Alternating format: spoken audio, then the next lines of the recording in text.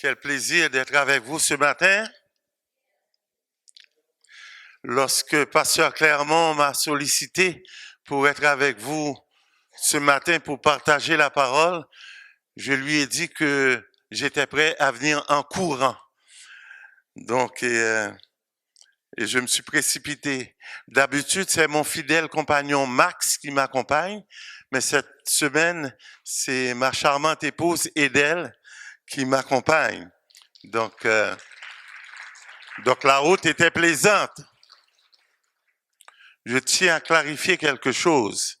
Je ne l'ai pas épousée pour son argent, mais je l'ai épousée pour son or, parce que son cœur est rempli d'or. Okay. En réalité, il faut que je vous conte ça, si on s'est marié, c'est parce que j'ai profité d'un petit temps d'égarement. Elle était dans un petit temps d'égarement et lorsqu'elle a retrouvé sa lucidité, c'était trop tard, elle avait déjà dit « oui, je le veux ». Donc je suis béni. Je veux renouveler aussi mes compassions et mes condoléances à Madame Simon. Depuis des années, Madame Simon et Monsieur Simon me recevaient pour les visites. Et Monsieur Simon m'ouvrait ses bras et me recevait avec son sourire. Lorsque le soir arrivait, il jouait de l'accordéon pour moi, et puis c'était tout un joueur d'accordéon, et puis il tapait les pieds en même temps qu'il jouait l'accordéon, et puis à un moment donné, dans le secret, j'ai essayé de faire la même chose en tapant mes pieds, en jouant le piano. Je n'étais pas capable. Donc, c'était tout un joueur d'accordéon.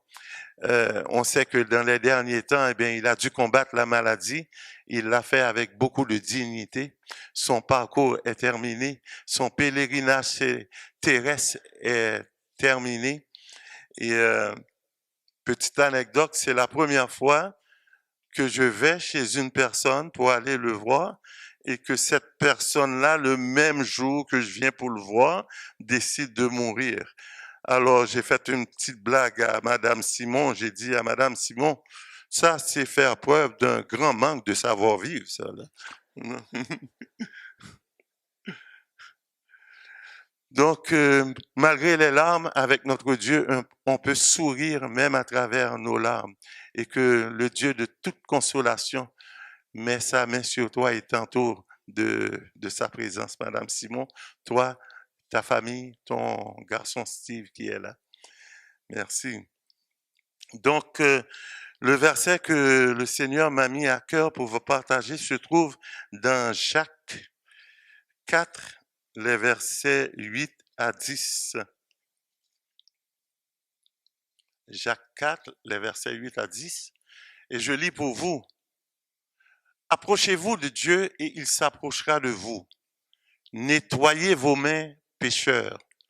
Purifiez votre cœur, hommes, partagez. Ayez conscience de votre misère. Soyez dans le deuil et dans les larmes. Que votre rire se change en deuil et votre joie en tristesse. S'approcher de Dieu. Ce passage nous invite à le faire. Lorsqu'on s'approche de Dieu, nos cœurs s'ouvrent à son amour. Notre esprit s'ouvre à sa sainteté.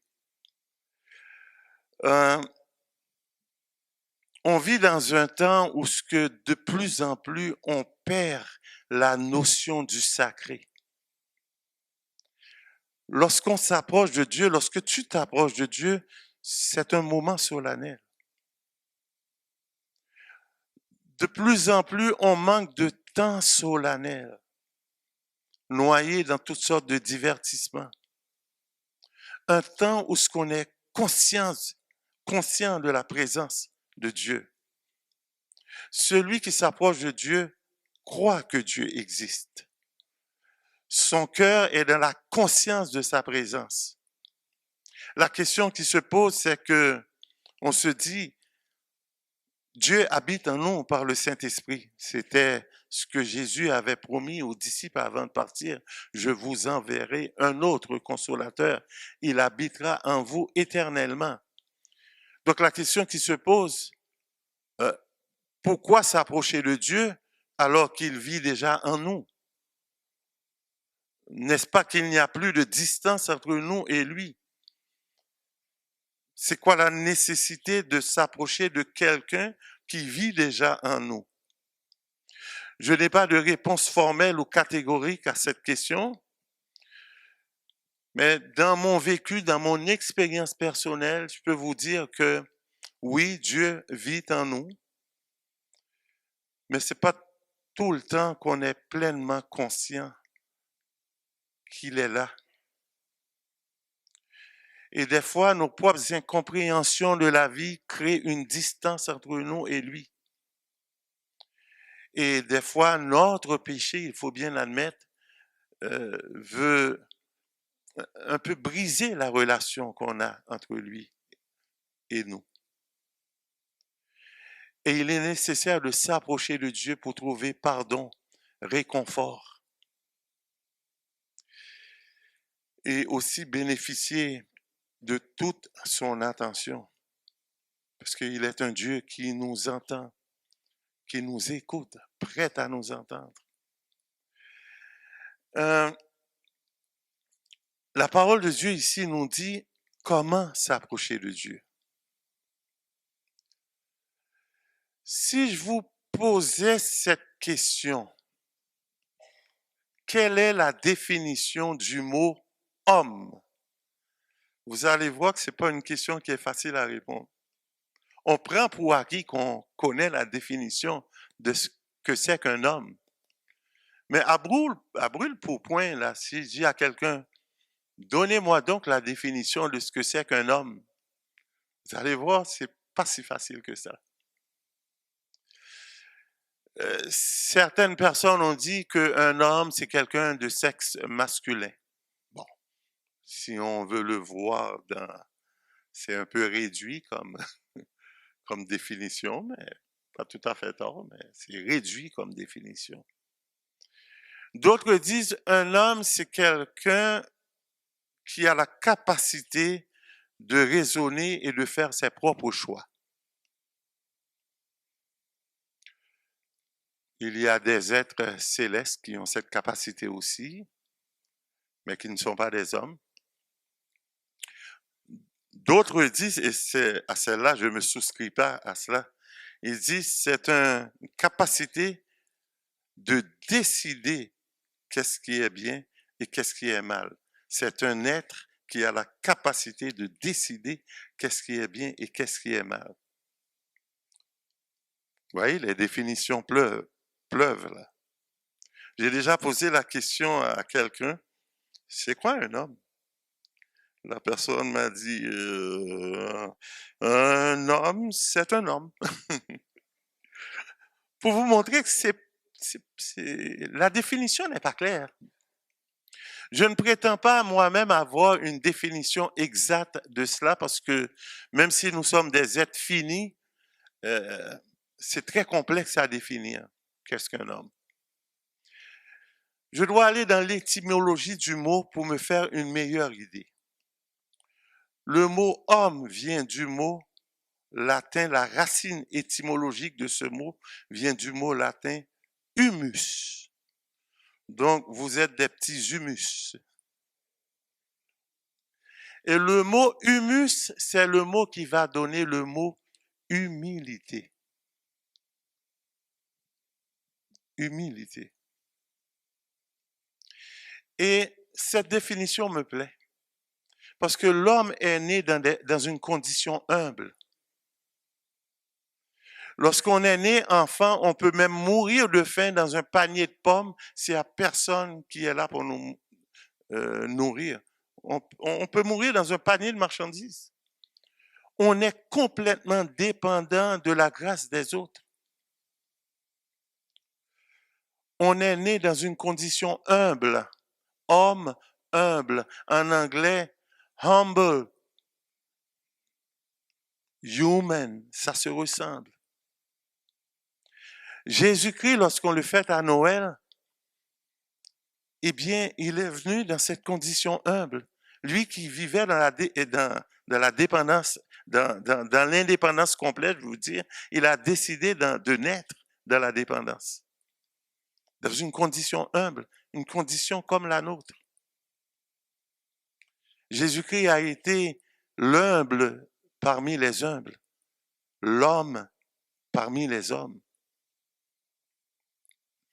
Et c'est dans cette condition qu'on doit se présenter à Dieu. Humiliez-vous. Humiliez-vous, c'est pas Dieu qui va vous pousser à vous humilier. C'est pas Dieu qui va vous humilier. Nulle part dans l'Écriture, il est écrit que Dieu nous humilie. Ça doit être le désir de notre propre cœur. Ça doit être le désir de notre propre volonté. Ça doit être un acte libre de notre part. On s'humilie devant Dieu afin qu'il brise notre orgueil. Vous savez, lorsqu'on rentre dans une équipe de hockey, à un moment donné, ce que les gens essaient de faire, c'est vous casser. Casser votre personnalité afin que vous rentrez dans le moule de l'équipe. Si vous vous engagez dans l'armée, on va essayer de briser votre personnalité pour que vous rentrez dans le moule de l'armée. Si on dit tire ici, on ne vous demande pas de réfléchir, il faut tirer. On brise votre personnalité. Le Seigneur ne veut pas briser notre personnalité. Il veut seulement briser l'orgueil qui est en nous. Et l'humilité, c'est ce qui nous permet de combattre l'orgueil qui est en nous.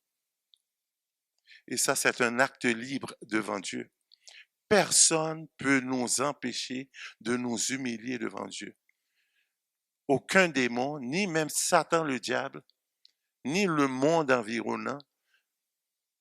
En fin de compte, la seule personne qui peut t'empêcher de s'humilier devant Dieu, c'est toi-même. C'est un acte libre dont tous les êtres humains sont capables de faire, s'humilier devant Dieu. Pour voir quel est cet énorme privilège qu'on a de s'approcher de Dieu, on va prendre une image de l'Ancien Testament. Il y avait le sanctuaire, le temple, et dans le temple, il y avait le lieu très saint. Personne n'avait le droit d'entrer, sinon il mourrait, c'est certain. Dans ce temple, il y avait les 10 paroles de Dieu, qu'on appelle aujourd'hui les 10 commandements. Il y avait l'arche de l'alliance, il y avait le bâton d'Aaron, et c'est sur l'arche de l'alliance que Dieu se manifestait. Seulement le souverain sacrificateur pouvait entrer une fois par an dans la présence de Dieu. Mais il y avait des conditions pour qu'il puisse entrer dans cette présence. Il devait d'abord purifier son cœur. Il devait amener des sacrifices de sang pour ses propres péchés, les péchés de sa famille et les péchés du peuple. Si les conditions étaient mal remplies, il entrait dans ce lieu, il mourait. Et même le peuple avait trouvé une façon de faire sortir le sacrificateur qui mourait en dedans sans y entrer. Il devait entrer avec des cordes aux pieds. S'il meurt, eh bien, on n'ose pas entrer, on le tire de là. C'est ça, entrer dans la présence de Dieu. Le souverain sacrificateur entrait avec la trouille, avec la peur de la mort. Une peur de chienne, comme on dit. C'est ça, entrer dans la présence de Dieu. La trouille complètement. Je vais-tu mourir dans sa présence? Maintenant, on peut comprendre lorsqu'il nous invite à s'approcher de lui, quel privilège aujourd'hui de pouvoir s'approcher de lui grâce à Jésus-Christ sans crainte d'être foudroyé par Dieu. nous avons le privilège de le servir sans crainte. Et c'est pour ça que Zacharie va le dire. Dieu a rempli sa promesse. Maintenant, nous pouvons le servir sans crainte. Luc 1, 74. Lorsque Zacharie le dit, parce que pour nous, on n'a pas de référence, mais les Juifs du temps avaient des références. La dernière fois, ils étaient dans la présence de Dieu, c'était sur le mont Sinaï. Même Moïse, l'ami intime de Dieu, a tremblé devant cette présence. Les éléments de la nature se font entendre. Ils ont eu la peur de leur vie. Et ils ont toujours gardé ce souvenir. La prochaine fois que Dieu va faire entendre parler sa voix, eh bien, on va tous mourir.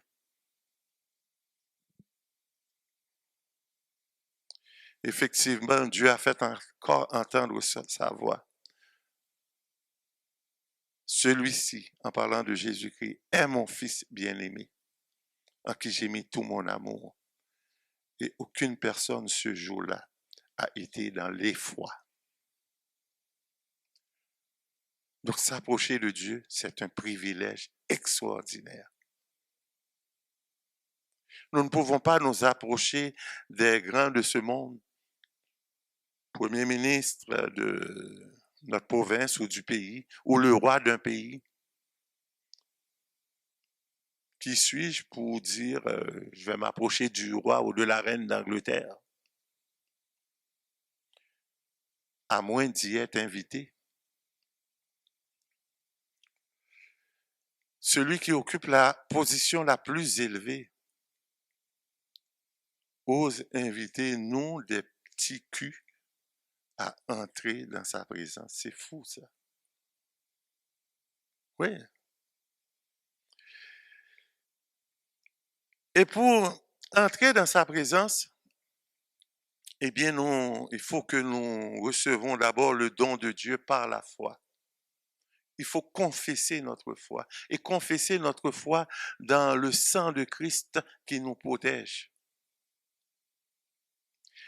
Vous savez, le mot humilier, humilité et humiliation, ils ont tous les trois la même racine, mais ils n'ont pas la même définition. Humilier, c'est s'incliner avec respect. C'est rendre humble. Humilité, c'est le sentiment de notre faiblesse et de notre insuffisance, où on se débarrasse de notre orgueil. Humiliation, eh bien, c'est lorsque on avilit quelqu'un de manière outrageante, on rabaisse la personne de manière avilissante. On porte atteinte à la fierté et à la dignité de cette personne. C'est jamais pour construire quelqu'un. Lorsqu'on humilie quelqu'un, c'est pour le détruire.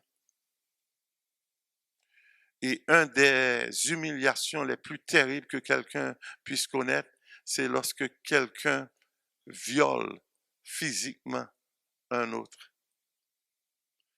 On franchit une limite épouvantable.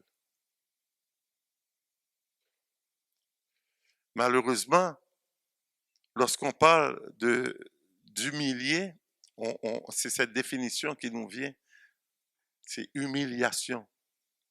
Mais s'humilier, c'est pas une autre personne qu'on humilie, c'est soi-même.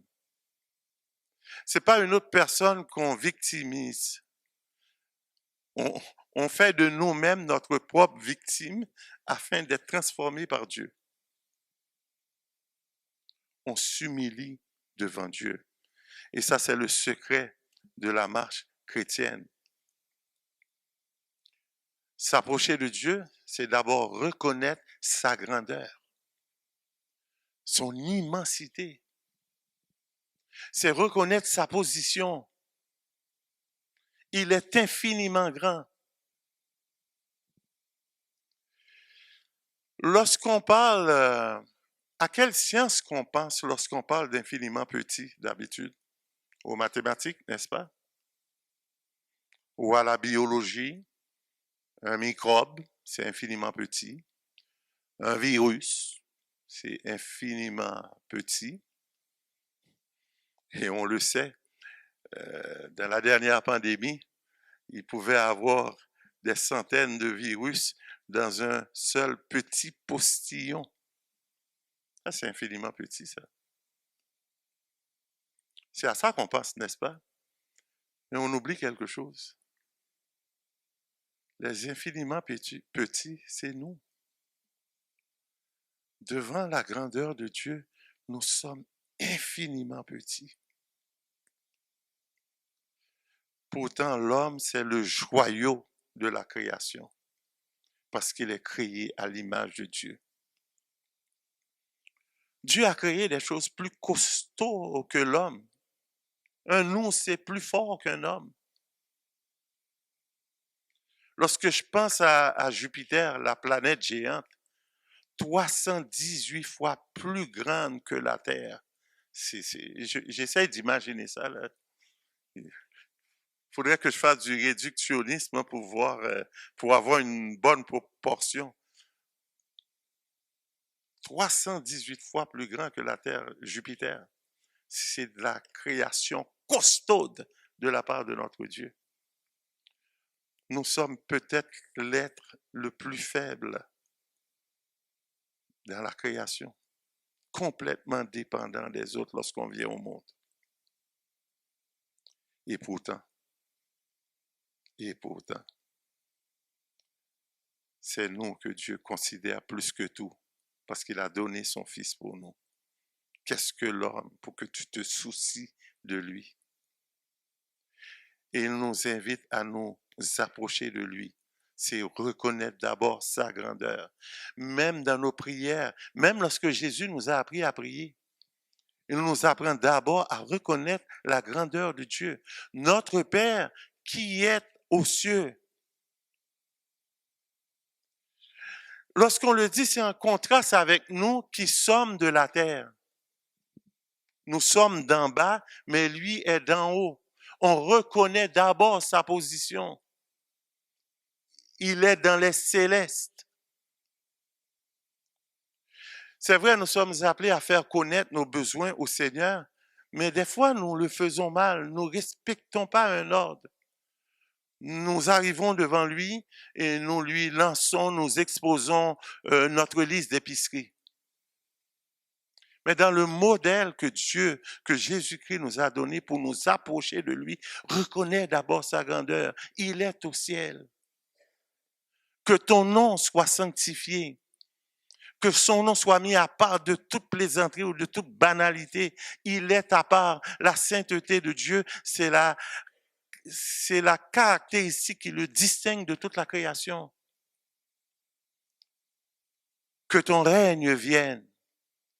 Même si nous ne prions pas que son règne vienne, son règne vient.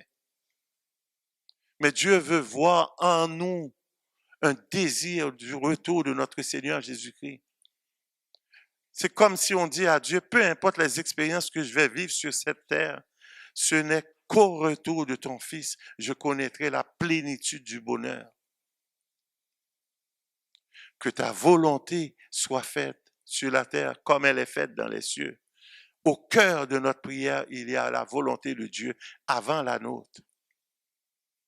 Si vous remarquez, dans cette prière, les 4 choses que je viens de dire, aucune des choses ne correspond aux besoins encore. C'est d'abord les enjeux célestes. Après les avoir exposés devant Dieu, là, nous pouvons parler de nos besoins. Pardonne-nous nos péchés. Donne-nous à manger. Mais souvent de fois, on arrive avec nos besoins et on oublie complètement l'ordre que le Seigneur nous a donné dans notre modèle de prière. Lorsqu'on s'approche de Dieu, il faut reconnaître d'abord qui il est.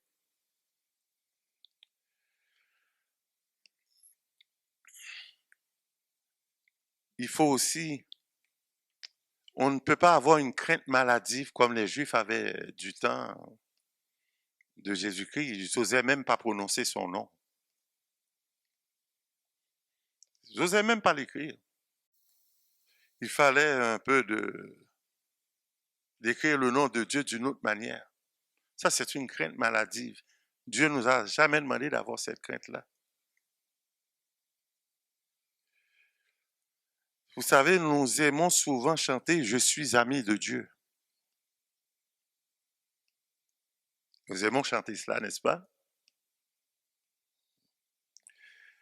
Savez-vous que dans l'Ancien Testament, il n'y a que 2 personnes dont il est écrit qui étaient amis avec Dieu? Je ne dis pas qu'il y avait seulement 2 personnes, mais la Bible ne nous rapporte que 2 personnes qui étaient amis avec Dieu. Savez-vous lesquelles? Oui, il y a eu Abraham et Moïse. Maintenant, dans ces 2 exemples uniques, c'est Dieu qui dit que Abraham est son ami. C'est pas Moïse et Abraham qui proclament « Je suis l'ami de l'Éternel ». Non, non, c'est Dieu qui dit « Abraham, mon ami. Moïse est mon ami ». L'amitié de Dieu, c'est toujours un mouvement de Dieu vers nous. Mais l'amitié de l'Éternel est pour ceux qui le craignent. L'amitié du plus grand qu'il offre au plus petit. Je ne vous appelle plus serviteur. C'est d'abord Jésus qui le dit. Mais je vous appelle ami. C'est toujours un mouvement de Dieu vers nous. C'est pas nous qui le proclamons, c'est lui qui le proclame. Écoutez, je peux pas arriver devant M. Legault et puis dire, M. Legault, je t'offre mon amitié. Il va me regarder du haut comme ça. Ouais, qui es-tu, toi? C'est le plus grand qui doit offrir son amitié au plus petit. L'infiniment grand offre aux infiniment petits son amitié. Quelle bonté, quelle grandeur, quelle grâce. Aujourd'hui, nous tous ici présents potentiellement peuvent devenir amis du Seigneur par la foi. Je ne proclamerai pas que je suis l'ami de Dieu, je suis l'ami de Dieu, mais je pourrais dire, quel ami fidèle et tendre nous avons en Jésus-Christ. Lui, vraiment, se comporte tout le temps envers nous comme un ami fidèle. Tout le temps, tout le temps. Parce qu'un ami est fidèle. Il y a des conditions pour s'approcher de Dieu. On vient de le dire, l'humilité, et le verset tantôt nous l'a dit tantôt. Purifiez vos cœurs. Purifiez vos mains. La parole de Dieu parle souvent du cœur. Mais à chaque fois qu'il parle du cœur, il ne fait jamais référence à l'organe qui est ici, qui pompe le sang là. Pour les Hébreux, le cœur était le centre de la raison, le centre des aspirations, des mobiles. Purifier nos cœurs, c'est...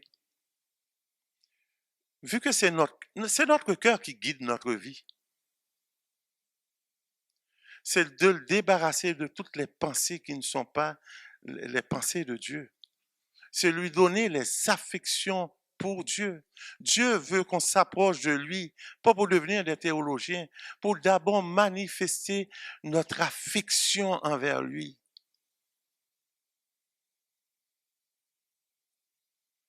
Purifiez vos mains. La main, c'est le symbole de l'organe qui commet l'action. D'abord vos cœurs, parce que vos cœurs vont guider vos mains. C'est un appel à la repentance. C'est un appel à la repentance afin de s'approcher devant Dieu. Nous devons reconnaître nous aussi qui on est. Qui ne connaît pas le 2 Chroniques 7, verset 14? Je ne vous l'avais pas donné, mais si vous pouvez trouver verset 14, 2 Chroniques, chapitre 7. On pourrait même aller au verset 13, parce que le verset 14 est très connu, et puis on dirait que le verset 13 qui précède n'est pas trop connu. Est-ce que quelqu'un, juste pour le fun, peut me dire quel est le verset 13 de Chroniques 7? Parce que presque tous, vous connaissez 2 Chroniques 14. Est-ce que quelqu'un peut me dire le verset 13? On va le voir aussi ensemble. Voici le verset 13, il n'est pas trop populaire. Quand je ferme, et c'est Dieu qui parle, quand je fermerai le ciel et qu'il n'y aura pas de pluie, quand j'ordonnerai aux sauterelles de dévorer le pays, quand j'enverrai la peste parmi mon peuple. Maintenant, voici le verset populaire.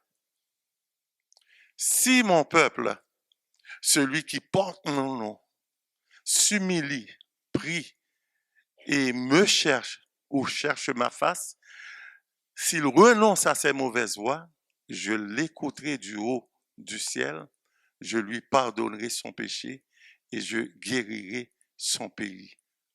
Regardez, ça commence par une condition. Si. D'habitude, lorsqu'on dit si, c'est pour évoquer des regrets. Hein? J'aurais donc dû si je savais qu'il était de même. C'est toujours pour évoquer des regrets comme s'il est trop tard. Il y en a un des regrets phénoménal qu'on a dit en dicton. Si jeunesse savait et si vieillesse pouvait. Si la jeunesse, si dans la force de la jeunesse on était sage, et c'est pas le cas, et si lorsqu'on a la sagesse de la vieillesse, qu'on pouvait garder notre virilité et notre force, c'est pas le cas non plus. Et on ne semble pas être capable d'avoir les deux ensemble. Mais ici, le si qui est là, c'est pas un si pour évoquer des regrets. C'est un si pour le présent et pour le futur. Si mon peuple, ici c'est l'identité du peuple, l'identité de celui qui se reconnaît en Dieu et pour nous en Jésus-Christ, son Fils. Il porte son nom. Il invoque son nom. Il s'humilie. Ça, c'est la posture spirituelle devant Dieu. S'il prie et cherche ma face, c'est le désir de faire la volonté de Dieu, c'est de connaître le cœur de Dieu. Chercher la face de Dieu, c'est chercher son cœur. Qu'est-ce qui le fait vibrer? S'il renonce à ses mauvaises voies, c'est la repentance. Je l'écouterai du haut du ciel, c'est la réponse à nos prières, c'est l'exaucement. Je lui pardonnerai son péché, c'est le bonheur. David dit, heureux celui à qui a été remise la faute, la transgression. Et il y a un impact hors dimensionnel. Je guérirai son pays. C'est la délivrance nationale. Voici l'impact de se présenter devant Dieu avec humilité. Si nous, les chrétiens, à Montjoly, on reconnaît qu'on doit être humble devant Dieu, jamais s'approcher de lui avec arrogance ni orgueil. Et je sais qu'on est assez intelligent pour ne pas s'approcher comme ça. Mais des fois, vous savez, un des pièges qui nous guette, vous et moi, c'est la familiarité. On est habitué de rentrer dans sa présence comme ça, comme ci, comme ça. Puis ça fait pas plaisir à Dieu. on peut voir une guérison pour votre ville. Et Dieu sait, dans toutes les villes du pays, on a besoin de guérison. Le pays tout entier a besoin d'être guéri. Il est infecté par la maladie du péché. S'il s'humilie. L'humilité est une force devant Dieu et non pas une faiblesse.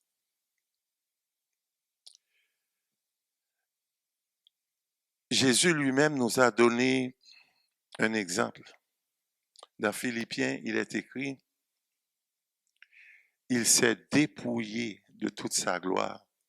Il s'est humilié lui-même.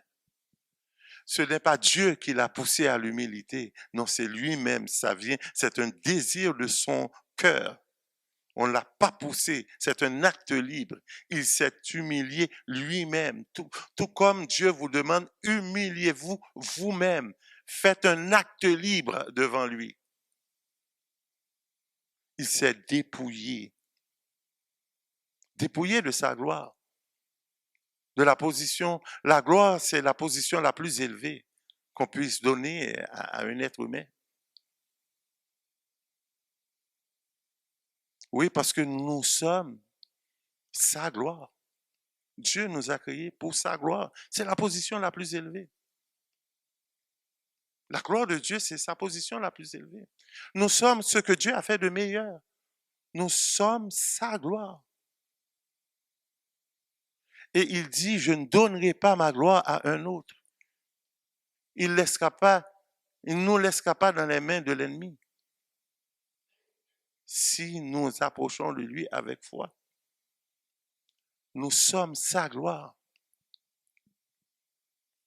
Monsieur qui est là et puis a célébré les 4 ans de mariage, n'est-ce pas? 12? Eh bien, je m'excuse, on multiplie ça par 3. OK. Ah bon, c'était le 4 juillet, oui. Mais on multiplie ça par 3. Dieu dit, je ne donnerai pas ma gloire à un autre. D'accord? Et il dit que votre épouse est ta gloire. Et tu ne donneras pas non plus ton épouse à un autre. Je ne donnerai pas mon épouse à un autre. Elle est ma gloire.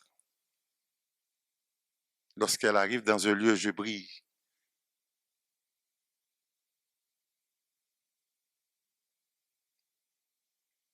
Sans elle, j'ai aucun éclat. Elle est ma gloire. Et je ne la donnerai pas à un autre. Jésus-Christ s'est humilié. Lui qui existait dans une forme glorieuse. Nous, lorsqu'on a quelque chose, nos titres, nos succès, ça vient flatter notre orgueil. On veut que du coin de l'œil, les autres le voient quand même. On fait toutes sortes d'efforts pour qu'on ne le montre pas, mais on veut quand même qu'ils voient notre succès un petit peu. Quelqu'un, je ne me souviens pas son nom, a dit, l'homme prend plaisir à montrer sa gloire, une gloire éphémère. Mais Dieu prend plaisir à cacher sa gloire. C'est pas la même chose. Et nous sommes cachés en lui. Nous sommes sa gloire. Juste avant de vous quitter, parce que je pense que mon temps s'achève, j'aimerais vous laisser un petit bijou. Philippiens 4, verset 19. J'aime beaucoup ce verset. Nous allons lire et je vous parlerai d'un commentaire. C'est pas moi qui l'a fait. J'aurais voulu être celui qui l'a fait. Mais je trouve que c'est judicieux et je vais vous laisser là-dessus. Pour vous revenir dans 2 semaines. Ouh! Ça, c'est pas une bonne nouvelle pour vous autres, ça. Et mon Dieu pourvoira à tous vos besoins, conformément à sa richesse avec gloire en Jésus-Christ. Il y a un certain monsieur Williams qui a fait un commentaire et je le trouve judicieux. Pas tout le temps qu'on met les commentaires à côté de la parole est toujours supérieure aux commentaires. Mais ce commentaire-là, je le trouve judicieux. Il dit, c'est comme si tu t'en vas à la banque de la foi. On a une banque, c'est la banque de la foi, et tu es là pour encaisser un chèque. Et il dit, et mon Dieu, c'est le banquier. Pourvoira, c'est la promesse de paiement. À tous vos besoins, c'est le montant, c'est la valeur du chèque. Conformément à sa richesse, c'est le capital de la banque. Avec gloire, c'est le siège social de la banque. En Jésus-Christ, c'est la signature en bas du chèque. Sans cette signature, le chèque est nul. Lavez-vous votre chèque. L'as-tu ton chèque? Allez à la banque de la foi et l'encaisser. Amen.